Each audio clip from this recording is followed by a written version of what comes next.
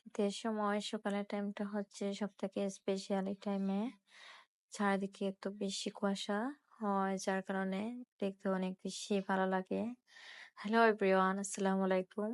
আজ একটা ছোট্ট মিনি ব্লগ আপনাদের সাথে শেয়ার করছি। তো অনেকদিন পর আমরা আজ ছাদে আসলাম। আসলে আদ্যানকে নিয়ে আমি ওইভাবে ছাদের উপর আসিনি, আসাও হয় না, কেননা ও বেশি দুষ্টামি করে। এর জন্য যাই হোক, এখানে ছাদের উপর আসার পর আমরা দেখছিলাম আর একটু হাঁটাহাঁটি করলাম, কেননা অনেক বেশি ভালো লাগছিল চারিদিকে ফ্রুটস, শাকসবজি এগুলা দেখতে। আর এদিকে আদ্যানও দেখাচ্ছিল আমাকে যে মামা ওটা কি, এটা কি।